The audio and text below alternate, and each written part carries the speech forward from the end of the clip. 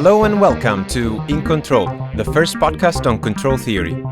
Here we discuss the science of feedback, decision-making, artificial intelligence, and much more.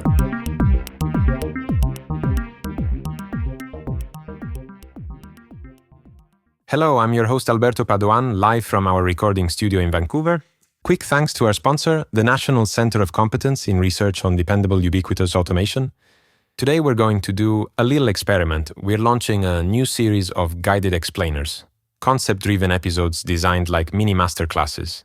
And we're starting with two deceptively simple ideas that quietly power most of modern control theory: controllability and observability.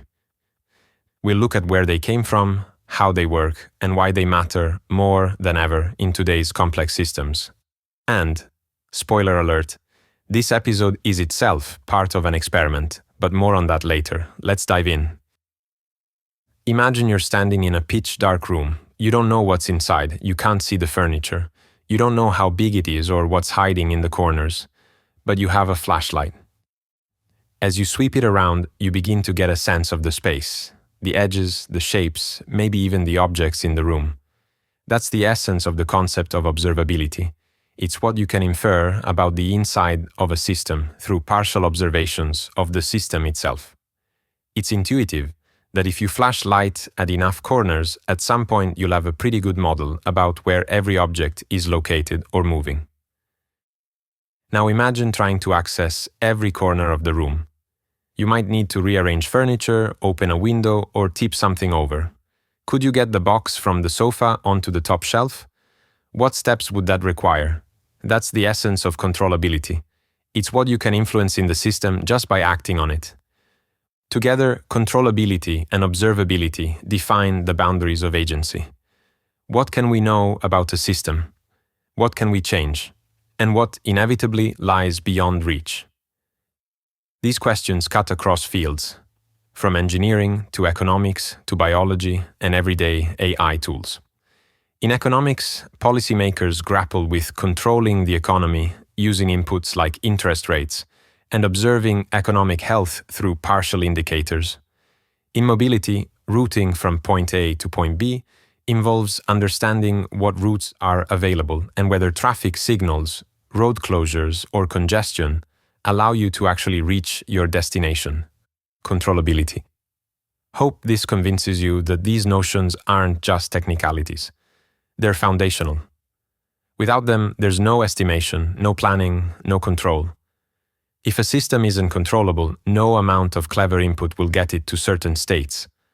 Like a car stuck in first gear, unable to go in reverse. If it isn't observable, you might be driving blind, unable to determine the system's true state from the data you can measure. Like steering with a covered windshield and relying only on the speedometer. In short, controllability and observability determine our ability to intervene in and make sense of the world around us. Our journey here will explore where these ideas came from, the mathematics and intuition behind them, the milestones in their development, and how they continue to evolve in modern research and applications. To really appreciate controllability and observability, it helps to rewind the clock. Back to the 1960s, as this was a turning point in the history of control. Before then, control engineering was dominated by what's called the frequency domain approach, or classical control. For those familiar, think Bode plots, Nyquist diagrams, transfer functions. A system was treated as a black box. You send in an input, you get an output, and you learn to shape that response using frequency-based tools. This worked beautifully for simple systems, especially single input, single output ones like amplifiers or early communication systems. In fact, this approach quite literally enabled the diffusion of long-distance telephone networks. But by the late 1950s, the cracks were starting to show. The field was facing what Thomas Kuhn might call a paradigm crisis. Why? Some may disagree with this, but perhaps two main causes may be identified. The first was the increasing complexity of systems. Systems were becoming more complex, with multiple inputs, multiple outputs, and feedback loops that couldn't be easily tamed using only classical tools. The old tools were no longer enough. Real engineering systems often had multiple inputs and outputs, like, for example, chemical plants with many control valves and many quality measurements had multiple inputs, multiple outputs. And classical methods lacked a systematic way to design and analyze multivariable control. The ad hoc approach of treating each input and output pair separately was often not reliable. The second was perhaps the role of internal dynamics and time variability. The frequency domain view focused on external behavior and assumed time-invariant dynamics. Though, to be fair, progress was also happening in parallel in absolute stability theory. Still, it struggled with systems whose dynamics changed over time, like a rocket that burns fuel and gets lighter as it ascends. Moreover, it could miss lurking internal instabilities, modes of the system that might be unstable internally, even if the overall transfer function looked stable. A control system could thus be stable in the transfer function sense, yet hide an internal disaster. The classical paradigm had no direct way to reason about the internal state of a system because it was all about input-output relationships. In the backdrop of this brewing crisis came a technological catalyst, the space race. In the early 1960s, the challenge of navigating and controlling spacecraft pushed existing techniques to their limits. The United States was trying to execute President Kennedy's audacious goal of landing a man on the moon. This meant sending astronauts in a spacecraft, guiding that craft precisely to lunar orbit, and returning safely. NASA engineers needed to steer a multidimensional trajectory and estimate the spacecraft's state, position, velocity, using sparse, noisy measurements, a task far more complex than taming any single input, single output control loop. Existing methods were insufficient for such a high-dimensional, time-varying control problem, where onboard computers had very limited power. The stage was set for a new approach. In 1960, a brilliant mathematician and engineer named Rudolf Kalman contributed in a fundamental way to shaping a new framework that addressed these challenges head-on. Kálmán's work marked the birth of modern control theory, often called the state-space approach, and with it, he defined the concepts of controllability and observability. What did Kálmán do differently?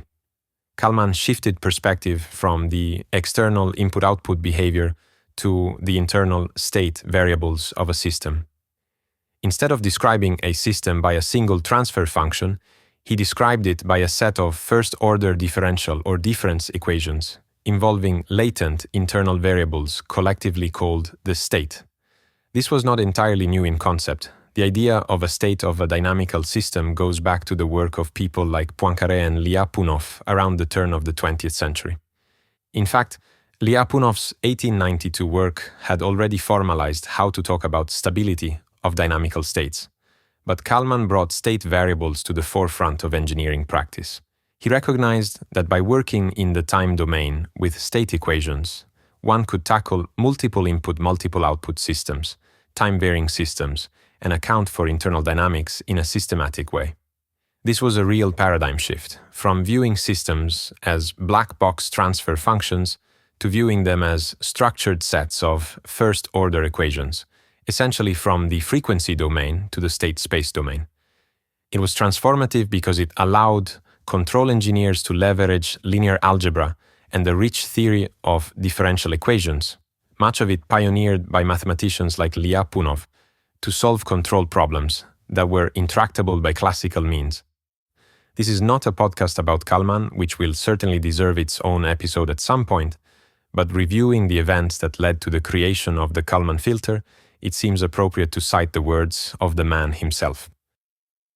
As I have mentioned on numerous occasions, the discovery of the Kálmán filter, January 1959, came about through a single gigantic, persistent mathematical exercise.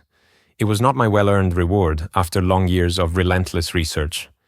Just as Newton was lucky having timed his birth, so as to have Kepler's laws ready and waiting for him, I was lucky too. We are asked to replace the behavioral description, transfer function or correlation function of a system by a mathematically equivalent real thing, a physical, explicit, realizable system. This kind of thinking was foreign to Wiener, but it was natural and easy for me. My inspiration came in part from the investigation of nonlinear systems by Nicholas Minorski, Russian-American engineered mathematician, and in part from one of my later mentors, Solomon Lefschetz, Moscow-born, French-educated American mathematician who, after the age of 70, was concentrating all his energies on reviving mathematical research on nonlinear ordinary differential equations. Starting as an MIT undergraduate, for some 10 years I had been working hard to establish for myself first the obvious relations and then the precise equivalence between transfer functions and linear vector differential equations. By the early 1960s, this resulted in a nice generalization of Newton's theorem. Linear systems described by a transfer function matrix correspond to linear vector differential equations, which are completely controllable and observable. This new theorem, although not yet in its final form when researching a new approach to filtering and prediction problems, was very helpful in guiding me through the huge, though quite straightforward exercise of redoing Wiener the right way, at the end of which was the discovery of the Kalman filter. And yes, this was a true discovery because of the following. First, no one imagined that the end result would be that simple. In a tutorial monograph organized around correlation functions and written by a student of Wiener, it took more than 400 pages to solve the simplest case that, using the new method, took me but a few lines. Second, no one expected the result to be that general. No restrictions like in nighttime interval, constant coefficients, etc. Third, everyone was happily surprised that it turned out to be that useful. It's curious that in his reflections in the beautifully written paper Discovery and Invention, the Newtonian Revolution in Systems Technology, Kálmán doesn't mention Richard Bellman, the inventor of dynamic programming, and yet their paths clearly intersected.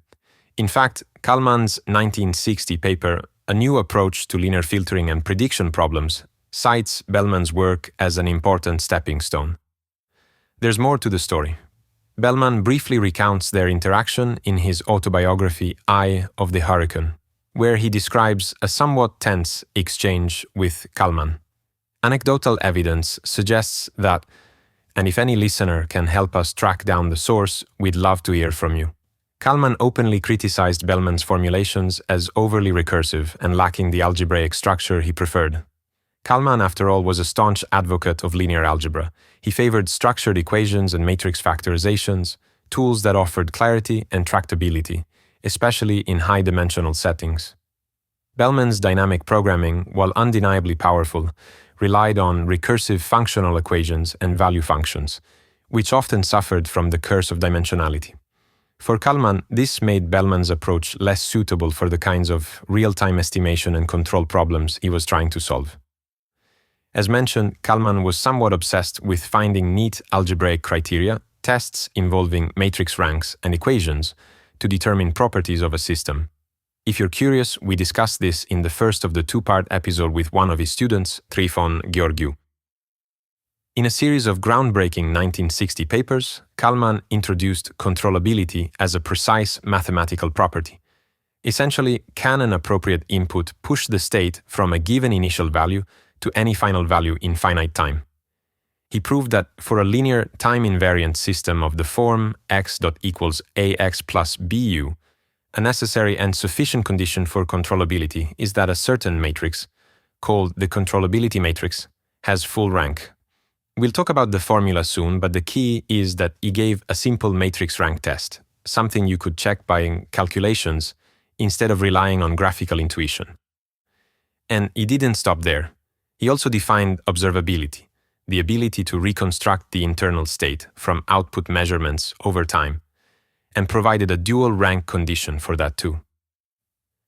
It was a breakthrough in both rigor and usability, proof for the mathematician, a checkable condition for the engineer. As one commentator put it, Kálmán saw the introduction of controllability and observability and their use in controller design as his central contribution to control theory. In the words of Madhu Bellur, these concepts were truly endogenous to the field of control, not borrowed from physics or optimization, but arising naturally from the needs of control itself. Almost simultaneously, in another 1960 paper, Kalman introduced what we now call the Kalman filter, a recursive algorithm to optimally estimate the state of a system from noisy measurements. This solved the observability side of the coin in a very practical way. For NASA, this was a godsend. Suddenly there was a tool that could take the limited noisy sensor data from a spacecraft, say radio tracking, gyroscope readings, etc., and fuse them into a best estimate of the spacecraft's full state, position, velocity, fuel biases, etc., in real time. And that state estimate could then be used for control. It's hard to overstate how critical this was. The Apollo program famously used a Kalman filter in the onboard computer of the Apollo capsules and lunar landers to perform navigation updates. Every Apollo mission to the moon relied on Kalman filtering to know where the spacecraft was and to guide it, essentially bringing observability and controllability together to achieve an unprecedented feat in human history. As one retrospective notes, Kalman's approach was particularly suited to the dynamical state estimation needs of the space age. The story goes that a NASA engineer, Stanley Schmidt, met Kalman at the right time. Schmidt had a problem, navigation, and Kalman had a solution. Schmidt is believed to be the first to apply the Kalman filter to an actual engineering system. Thanks to his efforts, by the mid-1960s, the filter was flying on the C-5A military transport aircraft, helping fuse radar and inertial data and tossing out bad measurements along the way.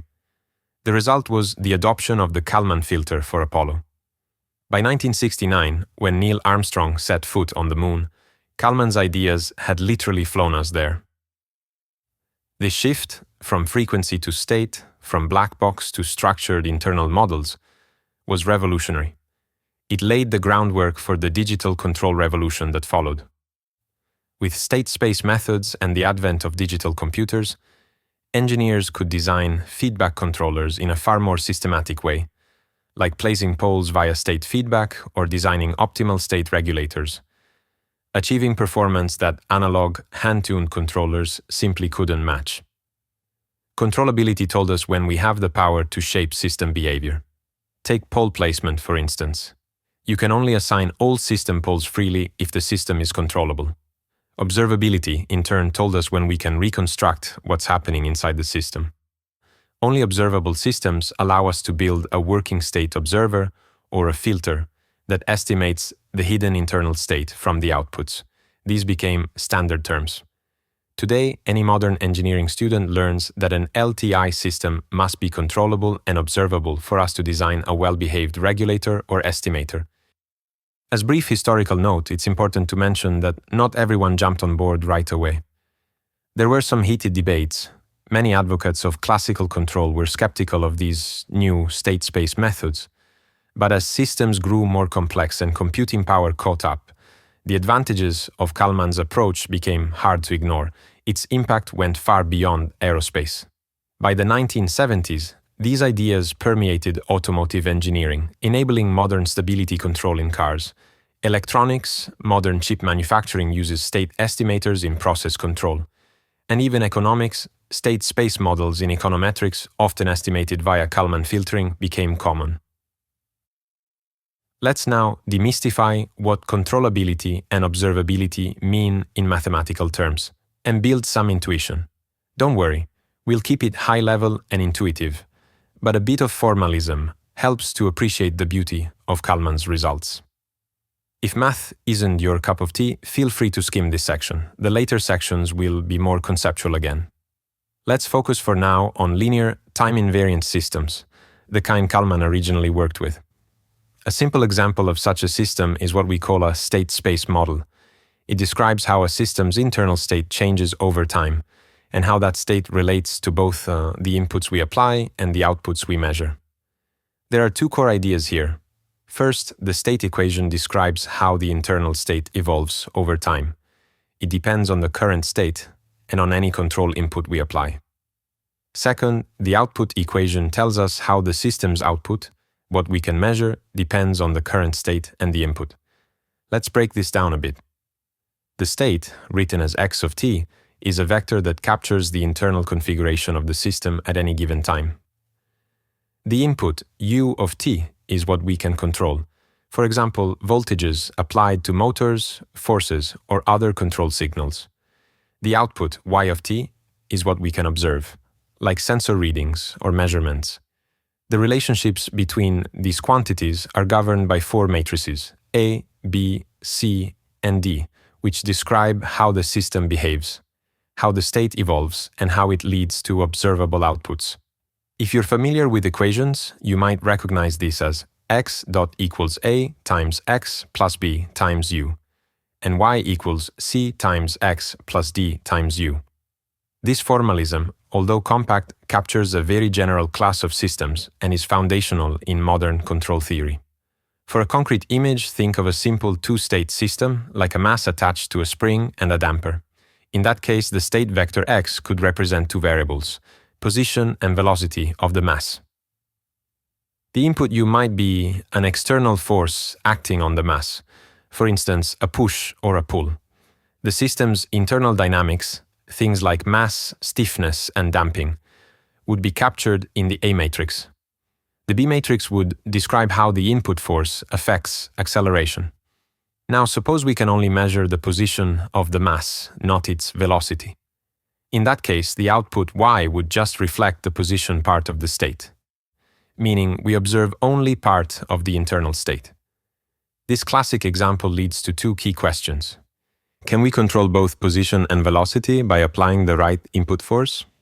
And can we observe both internal variables, position and velocity, even if we only measure position? These are fundamental questions of controllability and observability, and the state space model gives us the tools to answer them. Controllability, specifically state controllability, means from any initial state x of 0 equals x initial, it is possible to find some input function u of t that will steer the state to any desired x of t equals x final in some finite time t. Intuitively, no part of the state is out of reach of the inputs. If a system is not controllable, it means there's at least some state you cannot get to or cannot get from, no matter what you do with the inputs. A portion of the state space is effectively off-limits. Kálmán's test for controllability is elegant.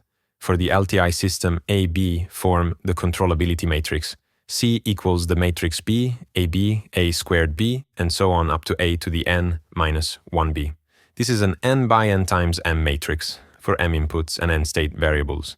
The claim is the system is controllable if and only if this matrix C has rank n, that is, full row rank. Having rank n means the n rows are linearly independent, which in turn means that the columns span the entire n-dimensional state space. In practical terms, the columns of C are all the directions you can reach by applying inputs over time. The B column is the direct effect of input, AB is the effect after one step, etc.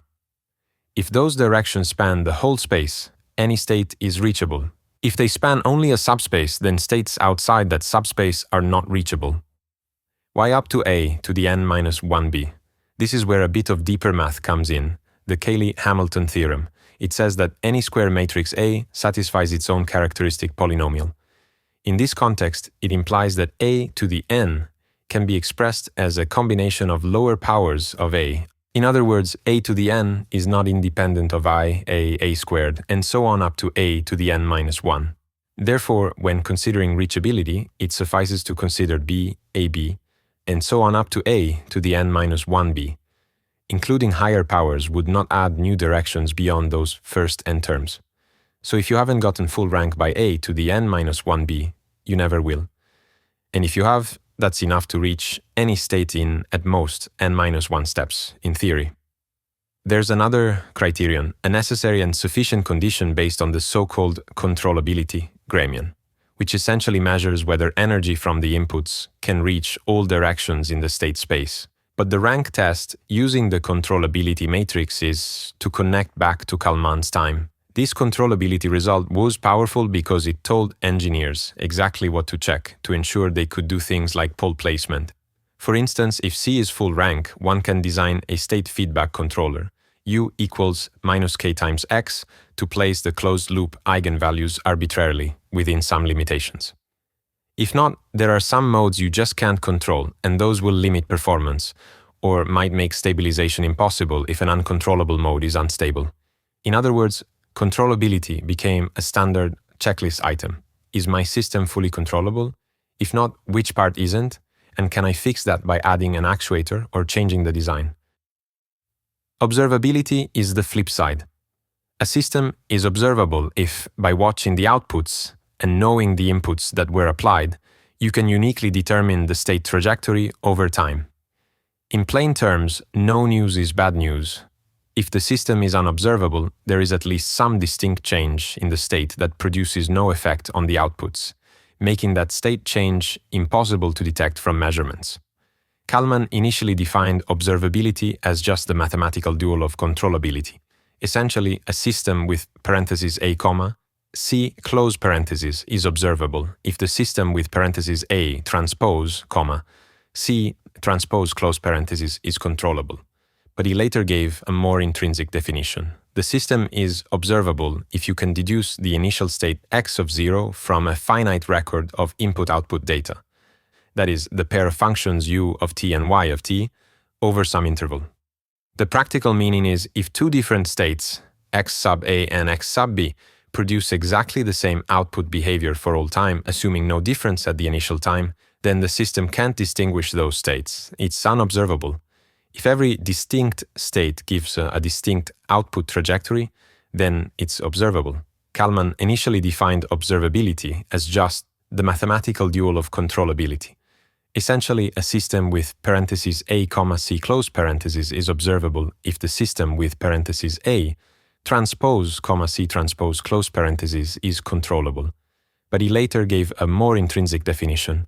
The system is observable if you can deduce the initial state x of 0 from a finite record of input-output data, that is the pair of functions u of t and y of t over some interval. The practical meaning, if two different states, x sub a and x sub b, produce exactly the same output behavior for all time, assuming no difference at the initial time, then the system can't distinguish those states. It's unobservable. If every distinct state gives a distinct output trajectory, then it's observable. The algebraic test for observability uses the observability matrix. O equals a tall matrix with rows, C times A squared, and so on down to C times A to the n minus 1. That is, O equals begin parentheses, C next row, CA next row, CA squared, last row CA to the n minus 1, end parentheses. This is a matrix with n times p rows and n columns. If O has full rank n, the system is observable. This is analogous to controllability. The rows of O essentially span the space of state directions that influence outputs over time. If they span all of R to the n, then every state leaves some fingerprint on the output sequence and can be distinguished. If not, any state in the null space of O produces no output and cannot be seen. Here's a quick intuition. If you have a sensor that doesn't see part of the system, that part might be unobservable. Suppose in our two-state mass spring example, we measure only position, that is, y equals the row vector 1, 0 times x. Is velocity observable? In many cases, yes, because the position measurements over time contain information about velocity. If the mass is moving fast, the position readings change rapidly. But imagine a different system, two separate masses, one with a sensor, and one completely isolated without any sensor or coupling.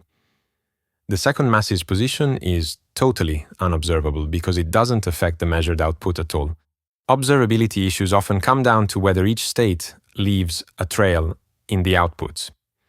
If a state variable never appears in C times x directly and never influences those that do appear through A, then it's unobservable.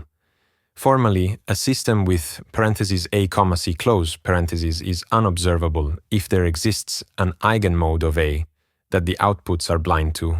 A dangerous situation because the system could be oscillating or even unstable in a hidden mode, while your sensors report everything as fine. Kalman's second big contribution was the state observer and the Kalman filter, which only work if the system is observable modulo technicalities. An observer is an algorithm that takes in u of t and y of t and reconstructs or estimates the state x of t. It's like an internal simulation of the system, corrected by output errors.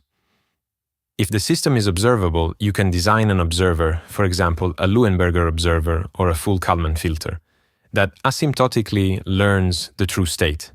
If it's not observable, no luck. Something is inherently unmeasurable and will remain a lurking unknown. For linear systems, controllability and observability are dual concepts. If you transpose all the matrices and swap the roles of inputs and outputs, controllability of the pair in parentheses, A, B, close parentheses, becomes observability of the pair in parentheses A, transpose, B, transpose, close parentheses. This duality means most mathematical results come in pairs. For instance, Kálmán's controllability rank condition and observability rank condition are transposes of each other. Likewise, the controllability Gramian and the observability Gramian have dual definitions. That's why often only one of the two, usually controllability as that is discussed in detail, and the other follows by analogy. While Kálmán's 1960 work was linear, it opened the door to asking, what about nonlinear systems? Controllability in nonlinear systems is trickier, but there is a beautiful geometric theory for it developed in the 1970s and 80s. We won't dive deep, but one key idea to mention here is that of Lie bracket.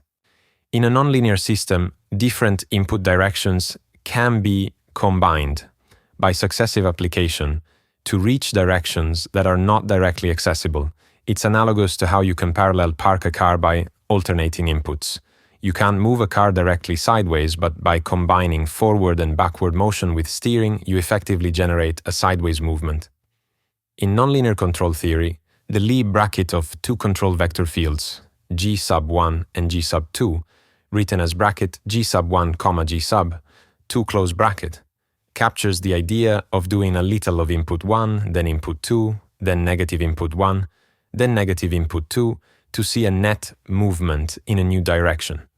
If enough such combinations can span the state space, then the system is controllable in a nonlinear sense. This is called the Lie algebra rank condition for nonlinear controllability. A clean example is a simplified model of a car. Suppose you can drive forward, back, one input, and steer, change heading angle, second input.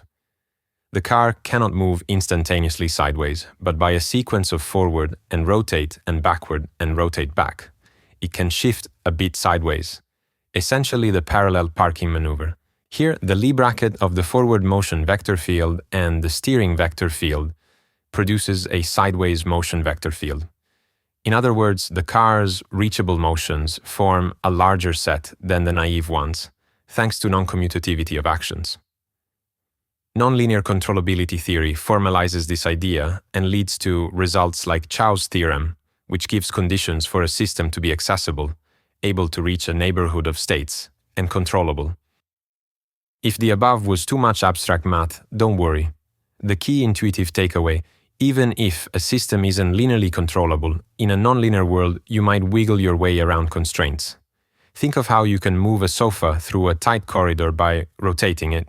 Individually, you can't move it sideways through a doorway, but by combining rotation and translation, a non-commutative sequence, you achieve the goal. Controllability in nonlinear systems often comes from such clever sequences. One more intuition. Controllability doesn't mean you have a nice way to get to a state, just that some way exists. For example, a rocket in space is controllable, you can reorient it any which way by firing thrusters, but the fuel cost to reach certain orientations might be high. Observability doesn't mean you can reconstruct the state easily, just that in principle the information is present in the outputs. So, both concepts are about possibilities in theory. Engineers also care about how fast or how accurately we can control and observe. That brings in metrics, how much energy to control this mode, how sensitive is state estimation to noise, which go beyond the binary test of controllable, not controllable. But those nuances all start with first establishing controllability, observability. If the answer to those is no, the rest is moot. All right, math hat off now. Having set the stage with the basics, let's explore how these concepts of controllability and observability evolved and expanded over the decades. Of course, it's impossible to give an exhaustive view, but I'll try to go decade by decade, trying to highlight key developments and research themes. Once Kalman had introduced controllability and observability, researchers quickly started asking new questions. One of the first was, what if we don't know the exact system matrices, but only the structure, which entries are zero or non-zero? Structural controllability was introduced in the 1970s, notably by J.T. Lin in 1974, and further refined by Shields and Pearson in 1976. The idea is to determine controllability from the graphical structure of the system. Treat the system as a directed graph, where nodes are state variables and directed edges indicate influence, non-zero entries in A or B. A system is structurally controllable if for almost any choice of non-zero values for those connections, the system is controllable. In other words, only the zero pattern matters. If you randomly assign values to the connections, will you get a controllable system with probability 1? If yes, the structure is good. Why is this useful? Because in large complex networks, like power grids, social networks, gene networks, you often know who is connected to whom, but not the exact weights of those connections. Structural controllability gives conditions like, to control this network, you at least need to inject inputs into certain key nodes, determined by the network's directed graph topology. Lin's paper basically reduced controllability to a matching problem on a bipartite graph derived from A, a beautiful connection between control and graph theory. The practical takeaway was guidance on where to place actuators or sensors in large systems. If your network is structurally uncontrollable, no fine-tuning of gains will save you. You need to rewire or add a link. Structural controllability was somewhat theoretical back then, but it foreshadowed a whole trend of marrying control theory with networks, which exploded decades later. More on that soon. Another notable 1970s thread was control of large-scale systems and decentralized control. As systems got larger and larger, issues of which subsystem can control what and how to achieve controllability with distributed inputs became important. The concepts of controllability and observability were extended or re-examined in contexts like hierarchical systems and systems with sparsity or symmetries. The 1980s saw major strides in understanding nonlinear systems. Building on the use of differential geometric tools like Lie brackets, researchers like Roger Brockett, Hector Sussman, Vladimir Jurjevic, Roger Herman, and Arthur Kreiner, among others, developed the nonlinear analogues of controllability and observability.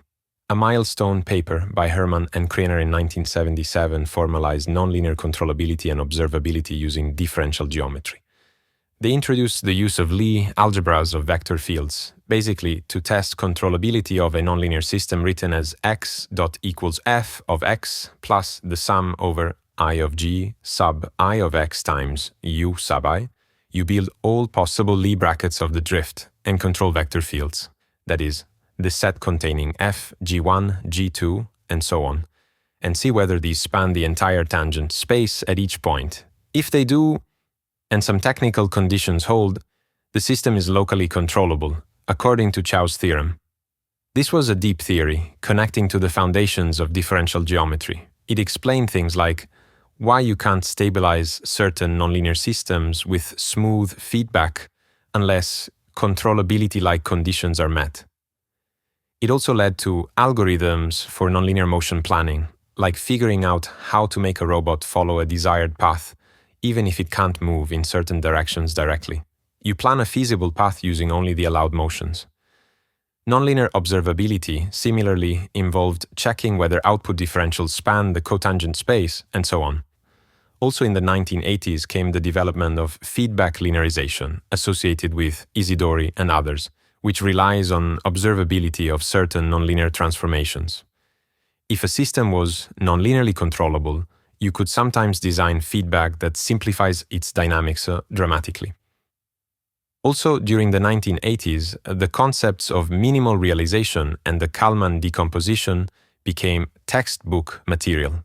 Any linear system can be decomposed into controllable and observable parts, and the dreaded uncontrollable or unobservable modes, which you must eliminate or ignore. This clarified that when a system fails controllability or observability, you can conceptually split off the bad part, an uncontrollable part that you'll never affect or an unobservable part that you'll never see, and focus on the rest. As usual, I can't help but bring the behavioral approach to system theory into the mix. Up to the 1980s, most of control theory assumed a clear separation between inputs, outputs, and states. Jan Willems, a prominent thinker in control, introduced the behavioral approach around the late 80s and 90s. In this approach, instead of saying, here's an input and state and output, you say, the system is defined by the set of all its trajectories, W of t, where W might include what we traditionally call inputs and outputs that satisfy the system's laws. In the behavioral viewpoint, controllability is redefined as a property of the set of trajectories. Roughly speaking, a behavior is controllable if any two trajectories can be patched together in finite time via an auxiliary trajectory. That is, the system can start along one trajectory, transition through a third, and then continue along the second, producing the entire concatenated trajectory. This sounds a bit abstract, but it generalizes the idea of being able to reach different states at a certain time. Willems showed that for state space systems, this coincides with Kalman controllability, but his framework also allowed even systems without a clear input-output partition to still talk about controllability and observability. 2000s, large-scale systems, planning, and formal methods. As computing power grew, so did our ambition to control ever more complex systems, from coordinated fleets of vehicles to the internet. This era saw controllability concepts permeate computer science and formal methods. In planning algorithms, especially in AI, a common idea is to check reachability. Can the agent reach a goal state from the start state given its action set? That's basically a controllability problem in a discrete state action setting. A star search, for instance, finds a path if one exists, ensuring reachability under constraints. In robotics, motion planning algorithms like RRT, rapidly exploring random trees, implicitly explore the reachable set of a robot by applying random inputs. If the system wasn't controllable in a broad sense, such planning would fail or only cover part of the space. Concepts from controllability also appear in hybrid systems, systems with discrete modes and continuous dynamics, where one asks which modes and continuous states can be reached, crucial for verifying things like, can this automated car end up in an unsafe state? On the formal verification side, model checking, etc., reachability analysis became a key tool. Reachability analysis means computing all states a system can possibly get to from a start set under all possible inputs, or sometimes under adversarial inputs, etc. This is used to prove safety, verify that a controller will never allow the state to enter a dangerous region. If that region is not reachable, you're safe. Conversely, if a bad state is reachable, the system isn't safe.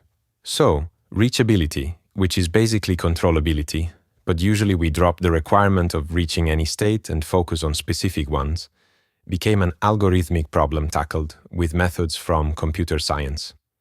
Tools were developed to compute reachable sets for linear systems using linear programming polyhedra, and for nonlinear systems using approximations as exact reach sets in nonlinear systems are complex objects.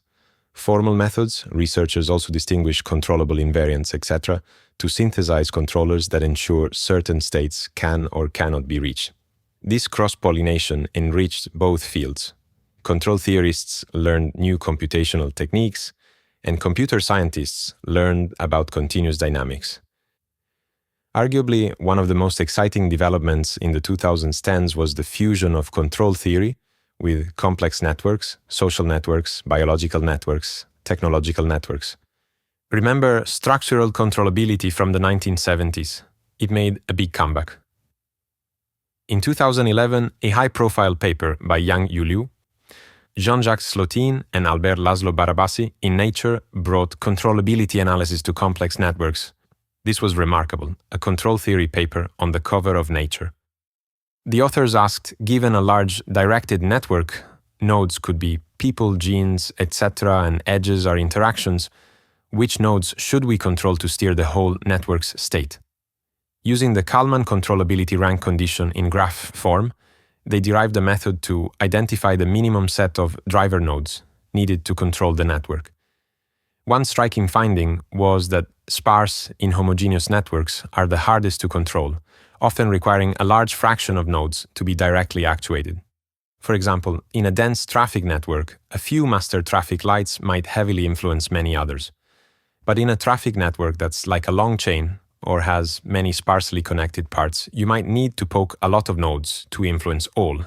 They also found that the nodes you need to control are often not the obvious hubs, high-degree nodes. In fact, driver nodes tended to avoid high-degree nodes. This counterintuitive result, you'd think controlling the hubs controls the network, but not always, generated a lot of discussion. It turned out that if a hub has many outgoing edges, it can actually be easier to control via another node feeding into it, whereas a low-degree node that has no incoming connections, a source node, must itself be directly controlled because nothing else influences it. That Nature paper sparked an explosion of research at the intersection of network science and control. Soon after, in 2013, the observability counterpart was explored by Liu, Slotin, and Barabasi in PNAS. They asked, given a big network, which nodes should we place sensors on to be able to reconstruct the entire network state? Using a graph-theoretic approach, strongly connected components, etc., they developed tools to find the minimum sensor set. A fascinating insight from that work was that in many real complex networks, the minimum set of sensors identified by the theory is not only necessary but also sufficient to observe the whole system. In other words, if you can measure those few nodes, you get the whole picture. Adding more sensors isn't needed except in pathological cases. This was a bit surprising. One might expect needing redundancy due to complex coupling, but the topology of real networks often conferred a kind of efficiency in observability. The results were applied to metabolic networks, power grids, you name it. It opened a systematic way to tackle questions like, can we monitor the entire brain's activity by placing electrodes in a few specific regions? Or which airport's traffic should we measure to infer the states of a whole air traffic network? In parallel, control theorists like Fabio Pasqualetti, Francesco Bullo, Sandro Zampieri, and others delved into controllability metrics for networks. Beyond the yes or no of controllability, how well can we control a network? And what if we have budget to choose a subset of driver nodes of a certain size? They formulated optimization problems, choose K driver nodes, that maximize some controllability Gramian metric, making the system as controllable as possible. These problems turn out to have beautiful connections to graph properties, like distance, centrality, etc. One particularly intriguing application is in neuroscience. In 2015, a team led by Daniel Bassett, and including Pasqualetti, applied network controllability to the human brain's connectome, the wiring graph of the brain. They treated brain regions as nodes and white matter connections as edges with weights. By analyzing this network, they attempted to identify which brain regions, when stimulated, could drive the brain into various cognitive states, essentially understanding the brain's controllability.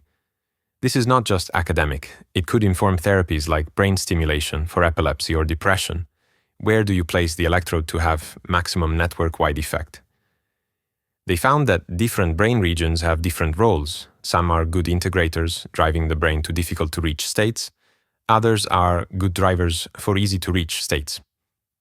The work connected control theory with cognitive science, suggesting that perhaps our brain structure has evolved to balance being controllable, able to transition between brain states, with being stable, not chaotically bouncing around states. It's mind-blowing, pun intended, to see Kalman's rank condition pop up in a discussion of human brain dynamics. Meanwhile, in the domain of multi-agent systems and distributed control, controllability questions also arise. For example, if you have a formation of autonomous drones, under what conditions can the group move in any desired formation? That maps to controllability of a network where nodes are drones and coupling edges are communication or physical couplings. Researchers have characterized controllability of leader-follower networks. If a few drones are leaders that you directly control and others follow some protocol, can the group achieve any formation?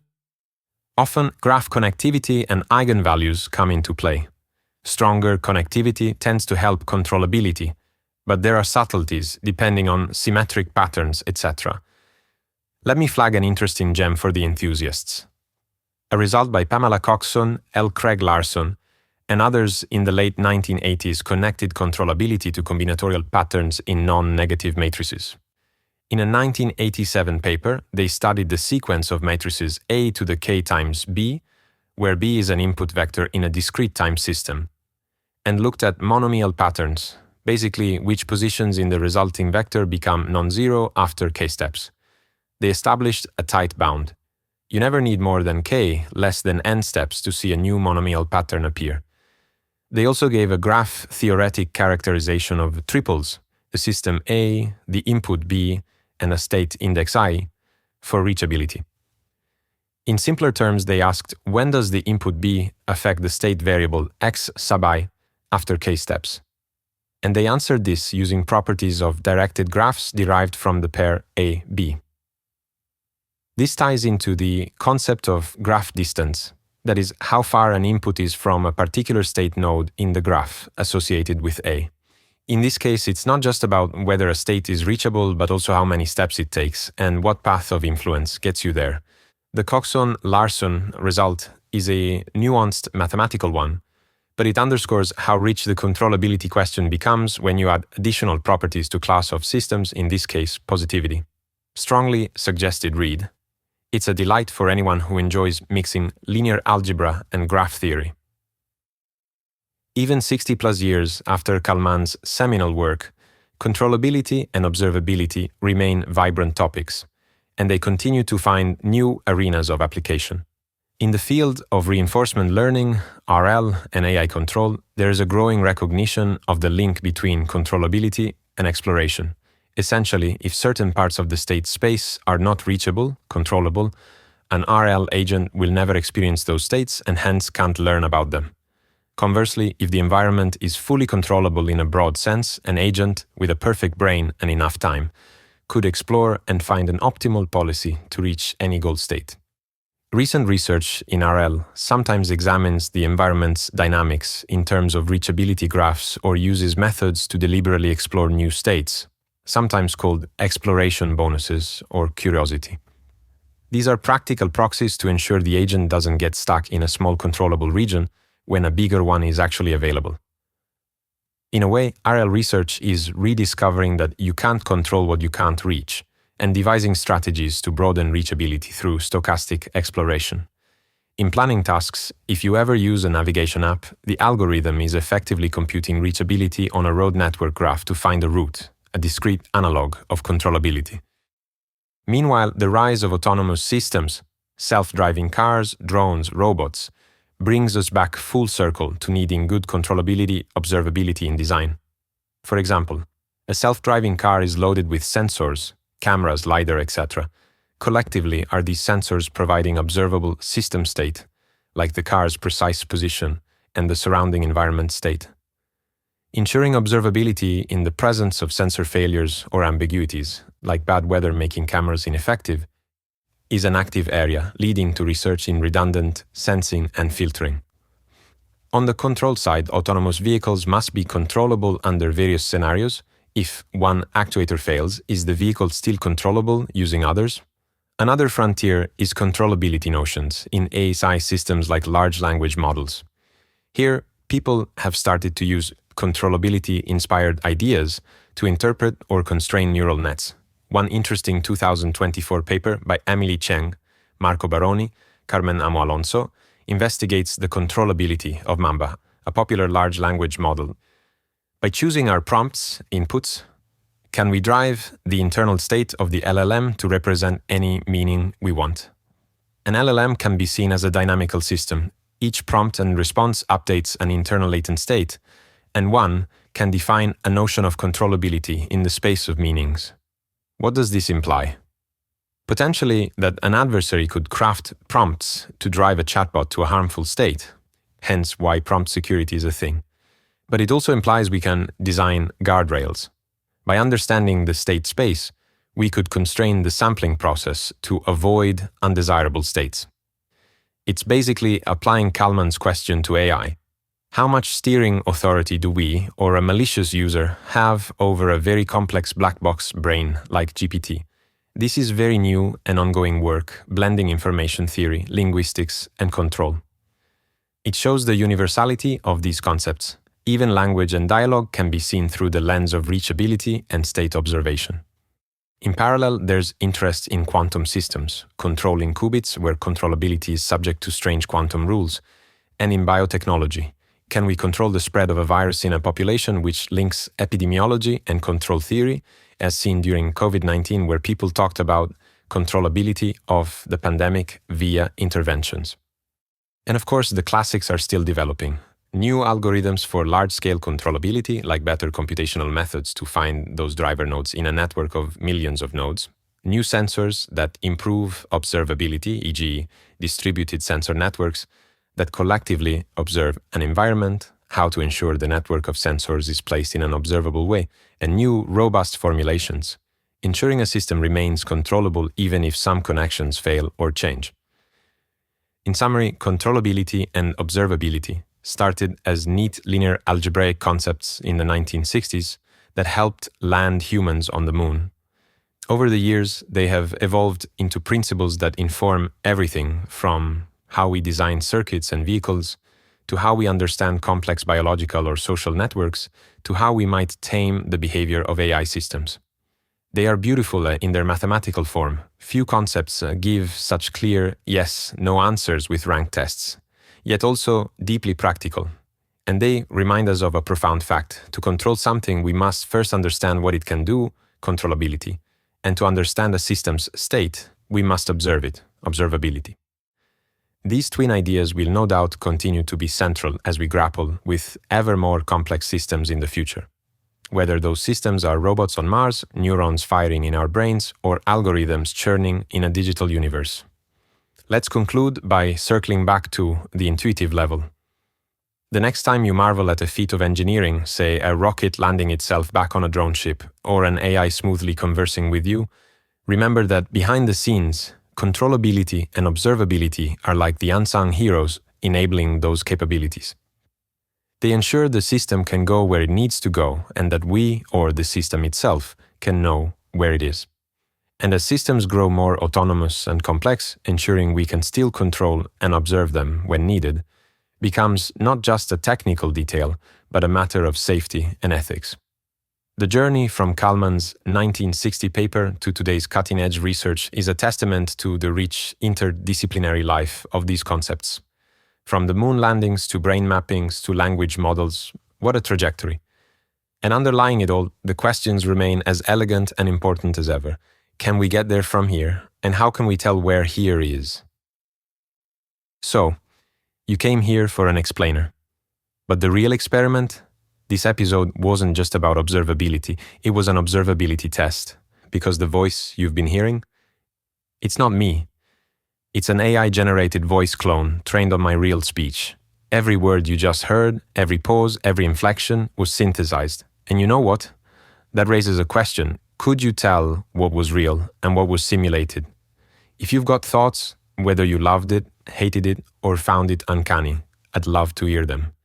And maybe, just maybe, we'll make this format a recurring guest on inControl. Until next time, stay curious and stay in control.